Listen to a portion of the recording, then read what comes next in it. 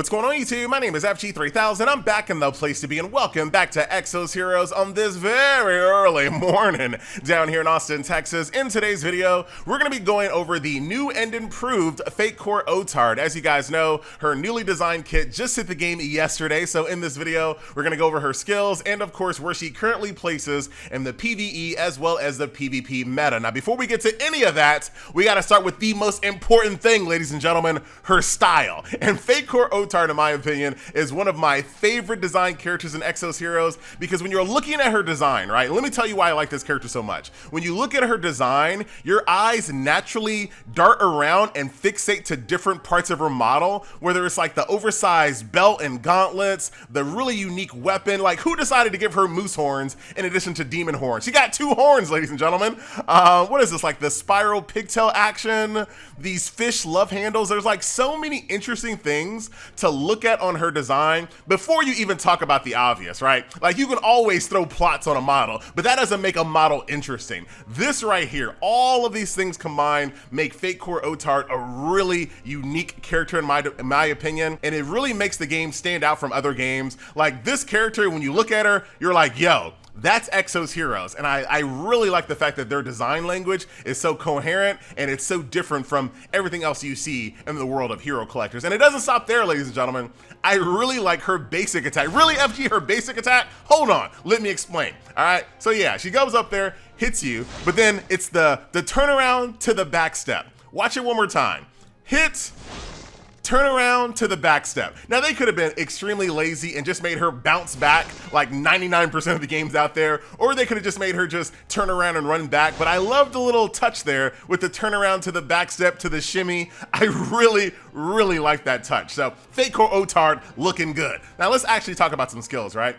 So it's not a complete redesign. Her passive is exactly the same. If you guys don't know, she is a part of the Awakening Fatecore theme. So all of the characters that come out of the Awakening Fatecore theme all have an ability that if your ally dies, they go Super Saiyan, they get really upset, and they get beefed up. So in Fatecore Otard's case, when she goes awakened, her crit goes up, her block goes down, but she becomes damage immune and her attack speed goes up. So she's very potent, but that part about her kit is completely unchanged. It's exactly how it was before. Where the changes actually come in is her skill 2 and her skill 3. All right, so let's talk about these new skills, right? So starting off with Brutal Axe. The old Brutal Axe was basically deal 525% damage to one enemy, and that was it. Very basic, very boring. Now she deals an additional 525% extra damage to a target that has a status effect when the skill hits. And we'll go over all of the status effects in the game a little bit later in the video. Once that happens, she also removes the status effects, but it's gonna be pretty hard for someone to live through that much damage. So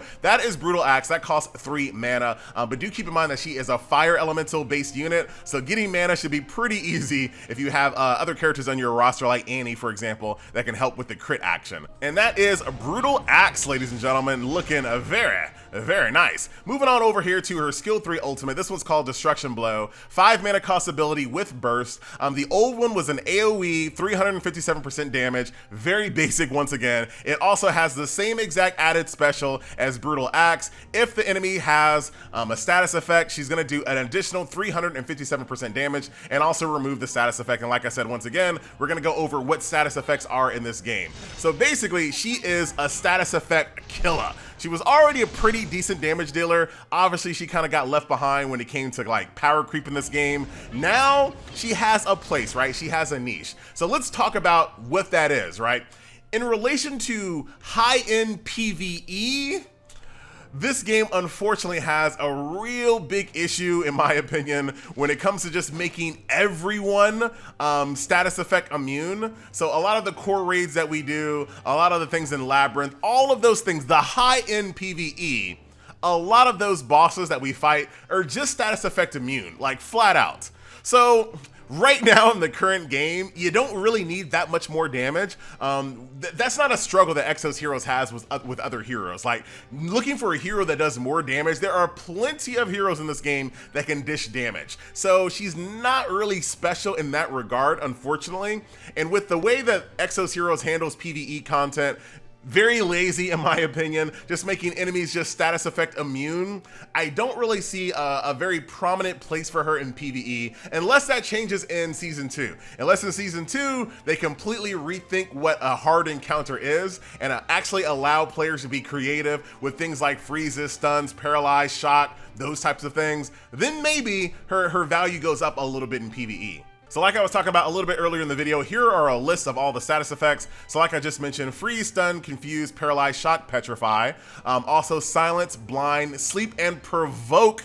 Don't forget that provoke handles very different than it does in other games, right? So in a lot of other games, taunt is a buff that goes on the tank. In this game, taunt and provoke is a debuff that goes on your enemy. So that actually classifies as a status effect. So if you have like a Yulum on your team, right? If someone gets really low on HP, Yulum's passive kicks in, she provokes the entire enemy. That means all of the enemy now has a status effect. You go over to Otard, hit him with that brand new ultimate, you're gonna do a ton of damage, right? So that's one way you can use her, but the problem when you try to place her in a PvP lineup in order for her to do that, who do you remove, right? It's not that she's bad. It's not that she doesn't necessarily have a place in PvP.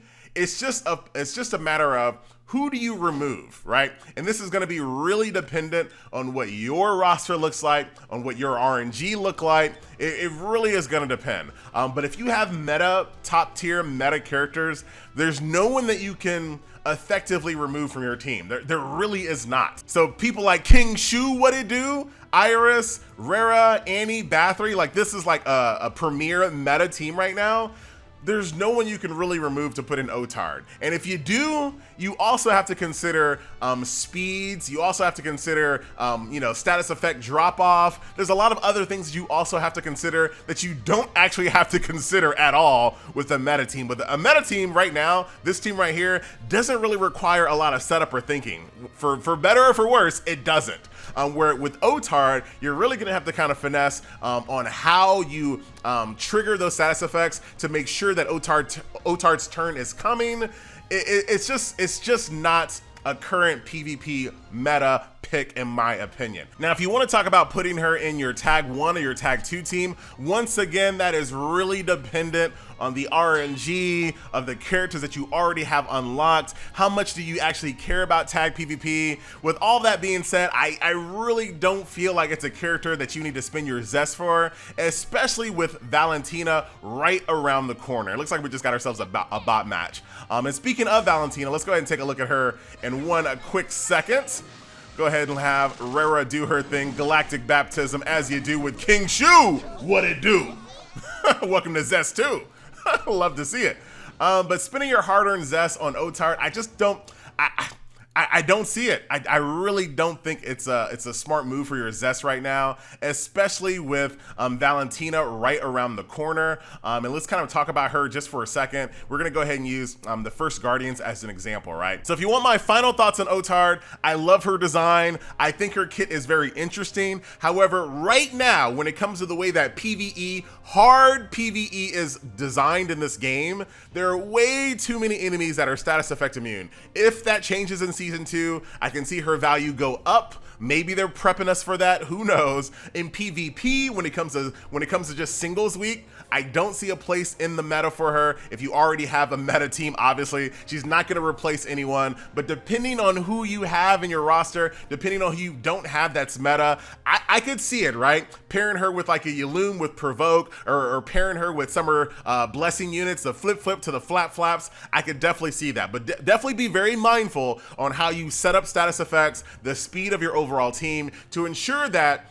not only can you apply a status effect, that your Otard can have a turn in time to take advantage of the status effect being applied, right? There's a lot of things that you have to think about, and that really depends on your current account and your current team makeup. However, with all that being said, I still think you wait to see what Valentina looks like. There's nothing that you're gonna lose by waiting until Wednesday. Otard's banner will still be there on Wednesday. I would wait to see what happens to Valentina, because we already know Iris was an absolute game-changing unit with Wet Fog, right? We know that.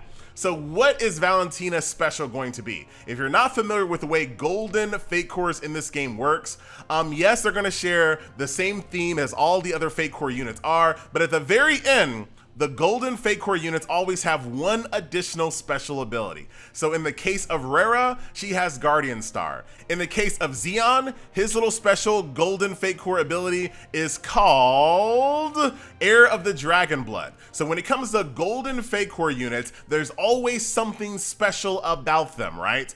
Black Fatecores are all pretty much the same. It's their OG kit plus the theme of the Fatecore, right? That's how all black Fatecores work. So if we jump over here to Summer Festa, we all know that Iris was an absolute game-changing unit with her Wet Fog edition. All the other black Fatecores that they had Summer Blessing, flip, flip, flap, flop, which is okay, right? I don't consider it like game-changing, but Wet Fog was. And Valentina is going to be the second golden Fatecore to complete out the Summer Festa Fatecore theme. And we do not know what her special ability is going to be. I really do like Wet Fog. I hope it's just as game-changing as Wet Fog. I would really like that, but we don't know. So with that unknown, and with the fact that Otard's banner is still going to be around for a while, just wait until Wednesday, see what Valentina is all about, and then make your decision from there, right? And who knows, while you're digging for Valentina, you might be off banner 3000 and get Otard anyway, right? So you never know. But that is going to do it. Ladies and gentlemen, boys and girls, a quick look at Fatecore Otard. FG says save, wait for Valentina, and then reassess. Until then, I'm out.